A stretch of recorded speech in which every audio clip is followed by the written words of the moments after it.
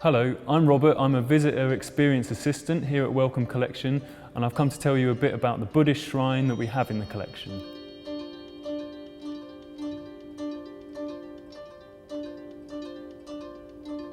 Henry Wellcome famously collected about 1.5 million objects, but one thing he wasn't very good at was cataloguing them.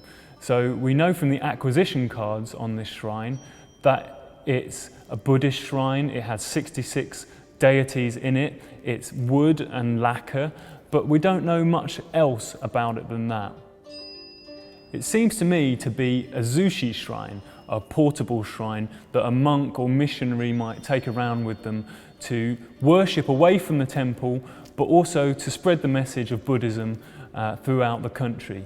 So you can imagine once you'd open these lacquered, very humble looking doors into a pantheon of shining deities that a rural farmer, for example, may be awestruck by what he sees. It's also a very good storytelling object. The shrine seems to belong to a follower of Nichiren. Nichiren was a 13th century monk whose teachings were very controversial at the time. We see him here with the Lotus Sutra in front of him, the 8 scrolls of the Lotus Sutra, and he's holding up the 5th scroll, which apparently he carried everywhere with him. One of his most significant teachings was that everybody has Buddha nature inherently in them. That is, that they can achieve enlightenment in this lifetime without having to reincarnate over several lifetimes in pursuit of nirvana. Chanting was key to Nichiren's practice as a Buddhist, and he encouraged the chanting of Nam Myoho Renge Kyo, which means glory to the Lotus Sutra. We can see the Japanese characters on the back of the shrine spelling out this chant sitting on a lotus flower. On either side of the shrine we see kamainu. Kamainu are lion dogs, traditionally a Chinese Buddhist symbol that came with Buddhism into Japan in the 6th century. One has its mouth open and one has its mouth closed.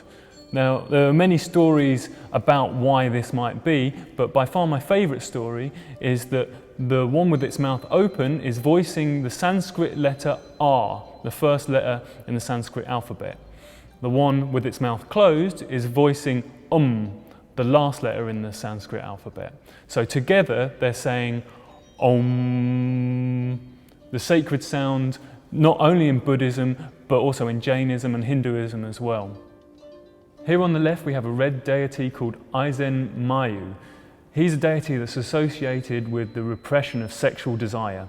So he's engulfed in flames which are burning away his impurity. He wears a lion's head on his head, which again represents repressed sexuality, but also his dedication to enlightenment. In his hands he would have been holding an arrow and a lotus flower, but unfortunately these have perished over time in this shrine. On the right we have a deity called Fudo. Again he's dedicated to burning away emotional desire, in this case anger.